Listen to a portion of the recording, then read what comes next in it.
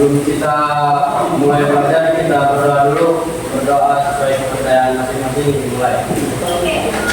Pada kesempatan kali ini kita akan belajar tentang hubungan peraturan perundang-undangan Indonesia. Lalu kan kita sudah membahas tentang hierarki peraturan perundang-undangan. Sekarang kita bagaimana ya sebenarnya. Nah, tujuannya itu apa sih? Tujuannya adalah siswa mampu mengidentifikasi antara perundang-undangan, apakah dia sinkron atau tumpang tindih. Sebelum kita mulai,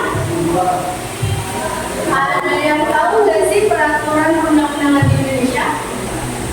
Oke, sekarang kali Undang-Undang 1945 atau MPR, Undang-Undang Dasar, peraturan pemerintah, peraturan presiden, peraturan provinsi daerah, sama provinsi kabupaten atau daerah.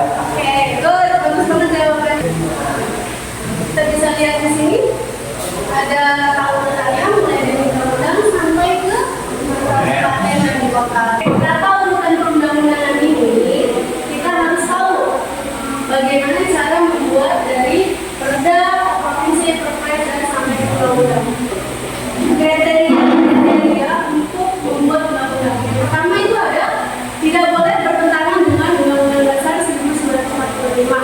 Artinya ini ada kasus yang satu nasional untuknya, yang satu daerah untuknya.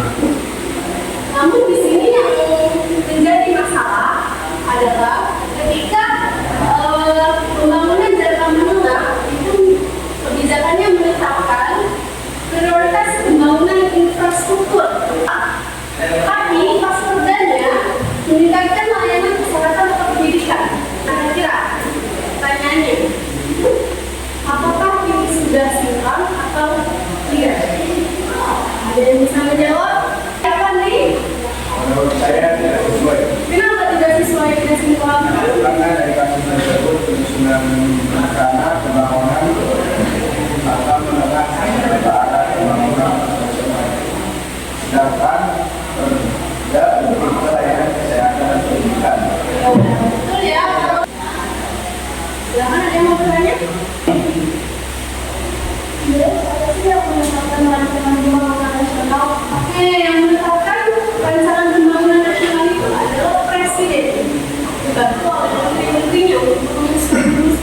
Dan ada DPR juga, ada rakyat juga. Jadi semua ada. Nah, karena banyaknya kasus tersebut, bagaimana sih caranya untuk menyelaraskan atau mensinkronkan antara pusat dan daerah? Caranya yang pertama adalah meningkatkan komunikasi antara pemerintah pusat dan pemerintah daerah. Kita harus koordinasi dulu antara pusat dan daerah.